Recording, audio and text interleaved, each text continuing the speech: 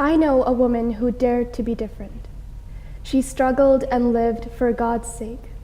She did what she felt was right, despite the adverse voices. You're young and beautiful, and he's never going to get better, they told her. But she was different.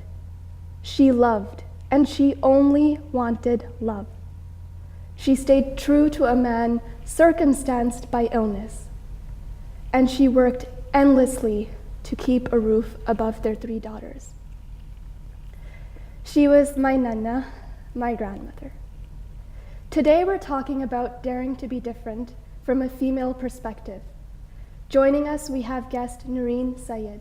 She's in a field where we don't see that many females entering into. So let's talk to her. Hello, Noureen. Hey, how are you? Thank you for joining us. Thank you for having me. I'm good. I'm so happy to be here with you. And how are you feeling today? I'm great, thank you as well.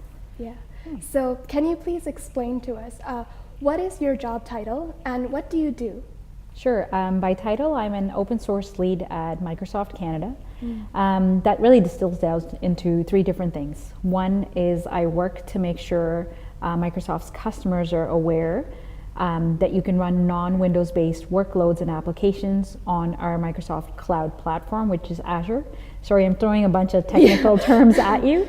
The second one is I work with our field, so the broader team, to enable them to do the same for our customers. And the last one is I have revenue accountability to grow the business in Canada.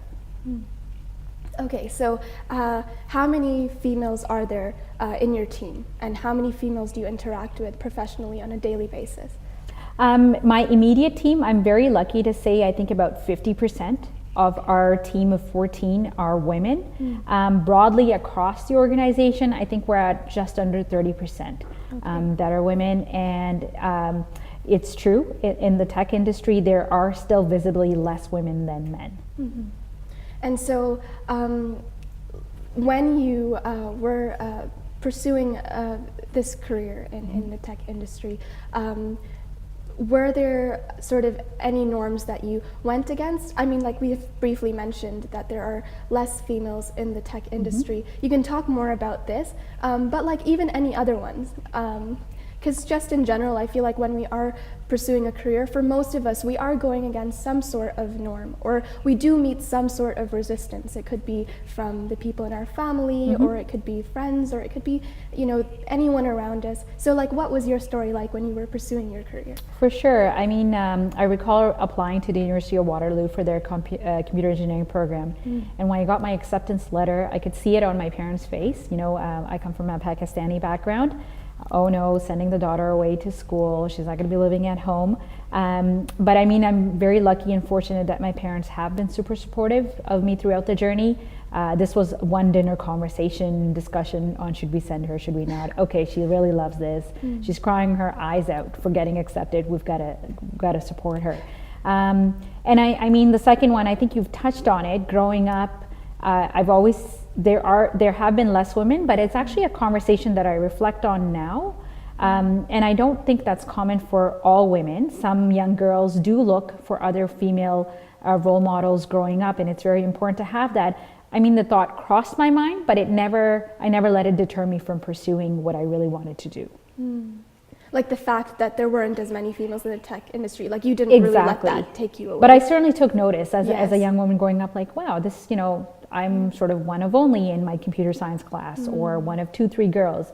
In engineering school and university, I think I was 10 out of 200, you know, part of a group of 10 women. So I think it's generally the trend, but I think there's a lot in the tech industry, women and men, that are working to change that. So that's the good news. Okay. So we're talking about daring to be different today. And in North American society, I think we do encourage individuality.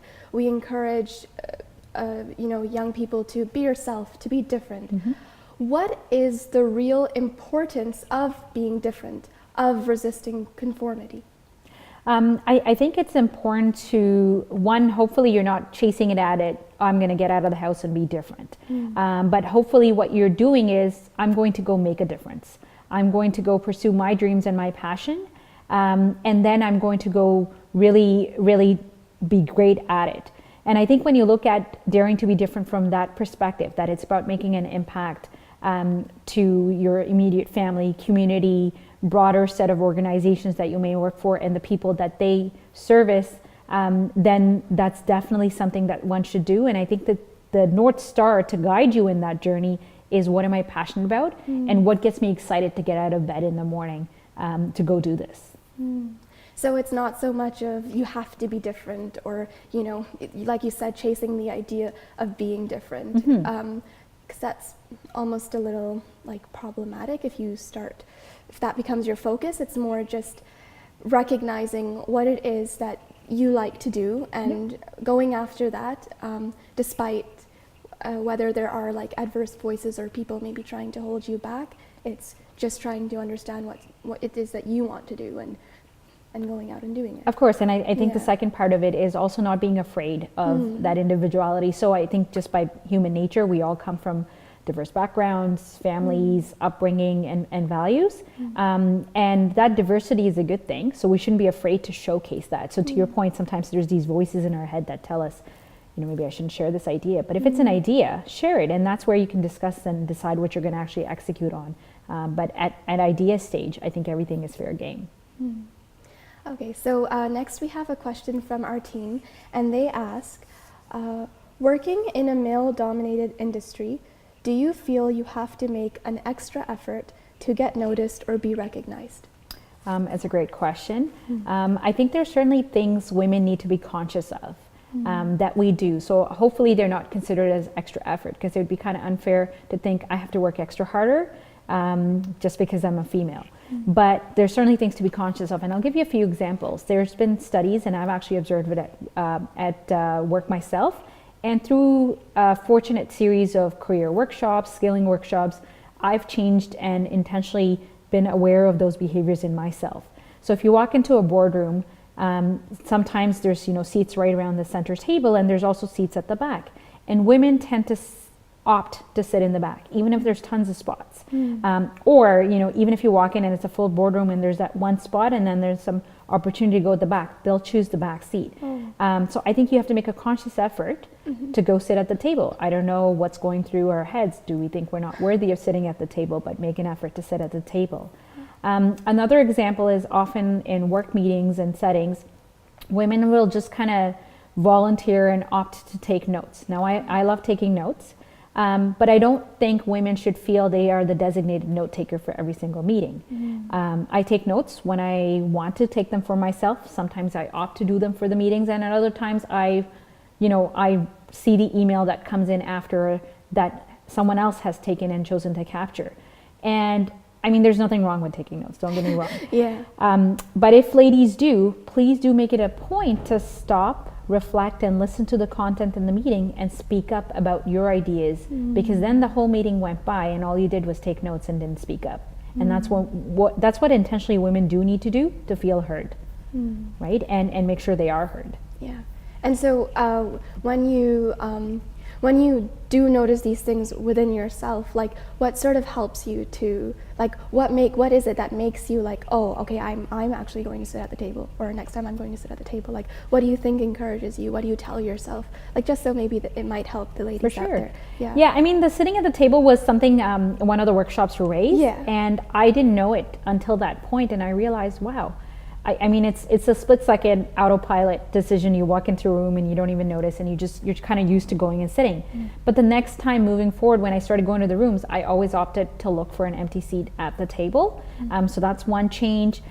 In terms of speaking up, when I'm taking notes, again, like I'm listening to stuff, and as soon as I have a thought, I just look for the right opportunity or say to add to that, or just to extend on what so and so said. Like, there's those sort of nice flow transition sentences you can use, or if you're just an easy person where you just kind of like to speak out, then you can absolutely do that as well. I think just don't let that voice make you hesitant. When you speak with confidence, and then the rest will be okay. It'll just fall into place. Yeah. Okay. Well, thank you for sharing that.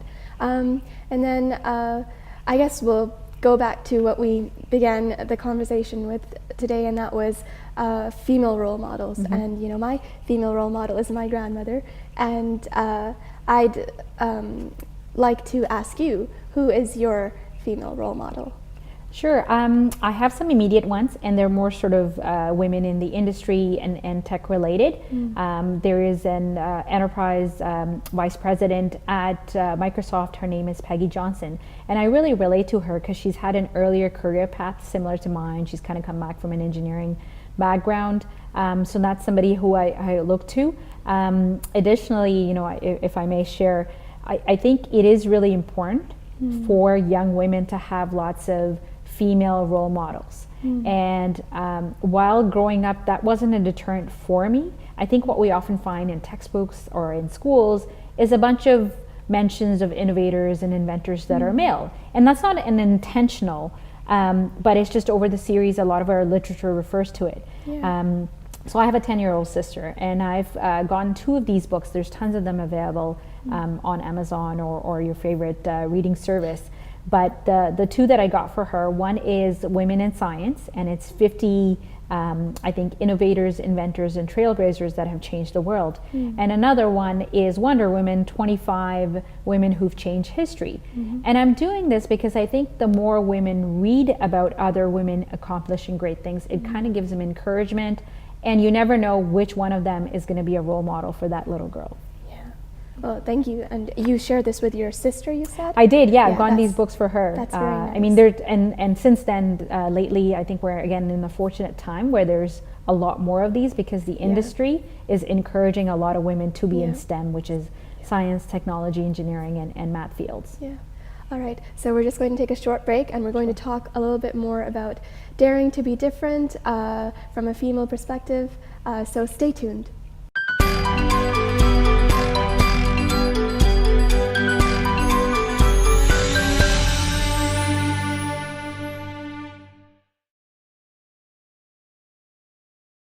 Welcome back to the My Voice show on EOS. You're with your host, Aisha Heather. Before the break, we were speaking about the topic of daring to be different, and we were looking at it from a female perspective. We're with our guest, Noureen Syed, who's an open source lead at Microsoft. Yeah? Yes, that's right. Okay. And so when we think about daring to be different, Noureen, it's often huge thinkers who come to mind, like Steve Jobs or Elon Musk or Stephen Hawking. You know, they had big ideas and seemingly larger lives. Do you think there are ways to be different and make an impact on a smaller scale? Certainly, and I think those individuals you're referencing, they are great role models and very inspiring individuals. And when you look at them as a person, it might be overwhelming. Like, I don't think individually to make an impact, you have to do something very transformative for the entire world or make such a big impact. You can certainly do things at a smaller scale. I'll share an example with you. We know entrepreneurs, people that kind of run and own their own businesses. There's sort of another concept in the industry as entrepreneur. And I like to think of myself as an entrepreneur. So I love working for an organization, but I still like not having those rules and boundaries and feeling like I'm running my own business within the confines and walls of an organization, if you will. So every day I feel like when I go in and do things that help make a difference via technology solutions for our customers, I feel like I'm making an impact. And some of it is trying to find out and actually relate. They actually encourage us often to go out and speak to customers. I'm currently not in a customer facing role. And I still take the time to do that. Because when you do, you realize, wow, we're implementing a technology solution that's going to do X, Y, Z for healthcare and make things better or reduce patient time to see a doctor. Wow, I'm working on a project that's going to do something with the government that will make things better for a citizen. I'm going to help something for manufacturing that's going to help get products faster in the hands of customers and fulfill a need of theirs where that product helps with. So I think in a way you can kind of really start to relate where and how the technology is making a difference to everybody's lives. And at the same time, I think we can start picking impact if you're a student or a young individual within your family. If you think of impact as every conversation, every meeting with a person, you know, we're having some impact right now as we speak. Yeah. Right? Wow. I love that. I think it is about the way that you look at impact. It's almost like the lens that you're looking through it makes a difference on whether you think you are making a difference. Because I really like how you mentioned in the start that you don't have to be making some sort of transformation on, like, you know, a worldwide scale. Scale. If, you know, I think we all are making some form of transformation, whether it's huge or it's small, and you just have to be willing to see it. And so I like that you're like willing to see, like, oh yeah, if I'm doing this, then it's helping, you know, the city this way or this way or this way. And it is helping. So that's really nice. Yeah, thank you for sharing that. I feel like that's very helpful for like the youth and myself as well. Okay, so this next question, we felt it was very important to bring it up when we talk about the topic of daring to be different. And it's something that my professors have also brought up in English, because anytime you come to a place where you need to be creative, this idea of privilege becomes important. Because sometimes, you know, you need time in order to be creative. I at least that's what I think. Of course, yeah. And I think that can mean to a certain extent that you have privilege. So do you think there is a certain level of privilege required when taking the road less traveled? Because, you know, some people take traditional career choices because it offers them a safe path, and not everyone can risk trying something different. So then how does this affect the conversation when we're encouraging people to take chances and to, you know, to take chances and also to be creative, to think creatively? Yeah. I think I agree and disagree, and I'll explain both. I mean, in terms of agreement, yes, there are certain times in your life where you're privileged and have more time to be creative, and it's your choice on what you do with that time. You could sit on the couch and just watch a bunch of TV shows, or you could go out and make a difference and do something. And so the number one advice I give to students oftentimes is enroll into an internship program of some sorts.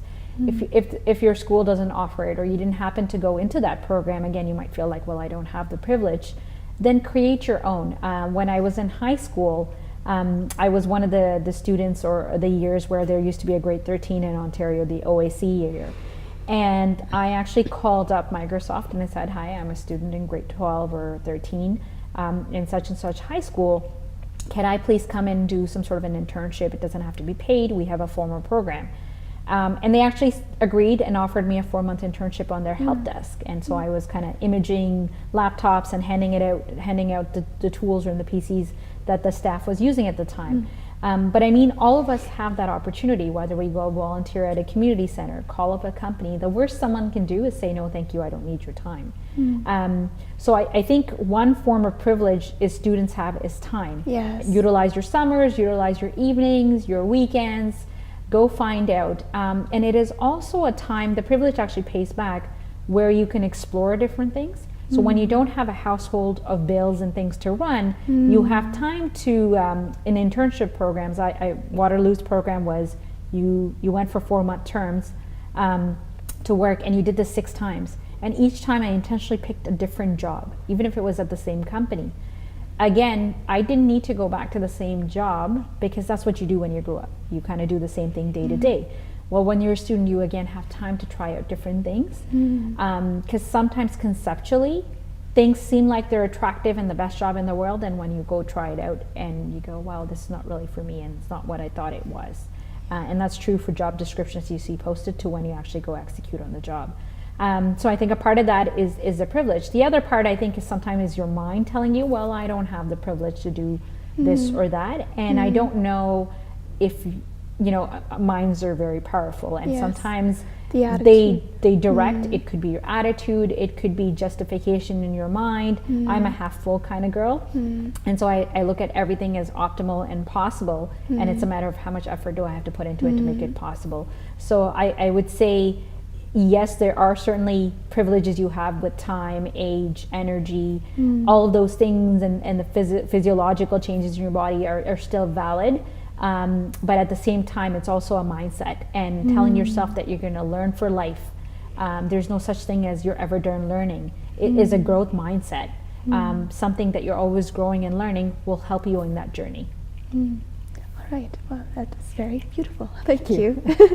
And I think I'm so glad I got some sort of an answer to that, because I think it is something that I think of often as like someone who likes to write, and just in general. It's sometimes I wonder, like, oh, does this mean that, you know, we have a certain level of privilege, and is it something that everyone has? And it's something that we also had a conversation about with our English professor at a talk that he was giving. So it's really nice to be able to hear that, right? Like, maybe it is all about your mindset, and so maybe then that is to a certain extent, like, if we can see it as a mindset, then maybe that helps us see it as maybe there is an equal opportunity for everyone. I don't know. Yeah. No, Yeah. I like that. That's makes sense. Yeah. And so I know in earlier conversations you told us that you have a traditional career, but we still want to give the youth some sort of advice if they're considering taking a non-traditional career. So what would you say to those young people who are considering non-traditional careers?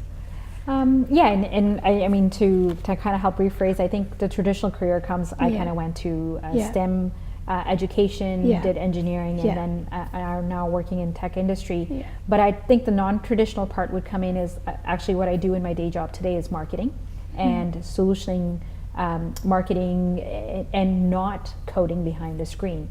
So you can take computer skills and classes, because those are important. Technology certainly is the future. And I do this session where I used to volunteer and go out and speak to schools about encouraging students to basically develop STEM skills. So I think those should be developed, whether they're done through formal post-secondary education or they're just done as a hobby on the side.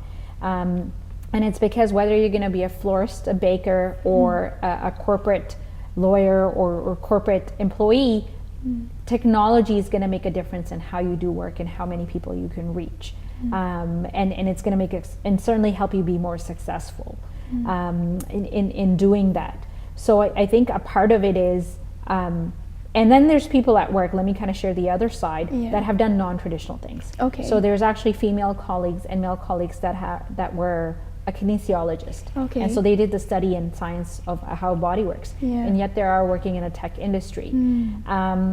There are people that, you know, studied to be a doctor, but then now are on the tech industry. And it's because what they're doing is still working within a healthcare industry and solutioning for them. So that knowledge that they got that wasn't related to tech helps them where they are now. So I think a part of it is whatever you're doing, just make sure you find your passion in it. You know, don't worry about, is this the right thing, because every day should be enjoyable. And in my 12 years at Microsoft, I'm actually in my 4th different role. If you ask me, am I going to continue doing what I'm doing today? No. I'm in year 2 of my current role, and likely going to change in the next few years, if not sooner. And I think there's a constant journey, because once we've learned everything, you know, it's unlike the days of our parents when we used to do one job forever and for 20, 30 years. We do change jobs more often. If anything, you're changing roles within a single company to try out different functions. And really, you might be your own blocker and barrier to what opportunities are available. Just tell yourself you can do it. Make an attempt. I mean, yes, there's a systematic process to go out and go do something different. You need to prove to the people that are going to hire you that you have some of the capabilities they're looking for.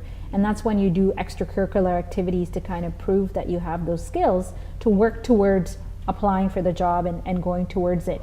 At the end of the day, I'll leave you with this one last fact. Male employees tend to apply to a job when they feel like they have 30% of the description as skills. Okay. Females have a much lower percentage. I think it's under 10%. They feel like they need to know much more of the job. I think about 70 or 80% to apply to the role. Okay. Conversely, when you compare it to 30, guys feel like they only need to know about 30% of the job to apply to it. Okay. So we put a higher standard on ourselves. And the way I do this, and I encourage other women to dare to be different, is I look at it as, if I've got if I already know 70% of this job, why do I want to do it? It's going to be boring. So, but if I only know 30% and I've got opportunity to learn 70% of it and it's different, then that's something that's exciting and gets me out of bed in the morning. Oh, wow. That's really cool. That's a cool way to look at it. Yeah. Yeah. Thank you so much, Noureen. Thank you for joining us today and having this conversation. Is there any last thing that you'd like to leave to drive home a point about this entire topic that we've discussed today? I mean, students, you guys are the future, students and young ones. So dare to be different. Do it in a way that's meaningful and impactful at whatever individual level. And don't be afraid, be fearless, and go chase those dreams and passions and make a difference in people's lives. All right, so you've heard it, and thank you for joining us. Go out there and do your thing, and but come back next week to join us for another conversation with another fascinating guest. In the meantime, visit our website at myvoicecanada.com. You can write to us if you'd like to get involved. Thank you, and take care from the My Voice team on EOS.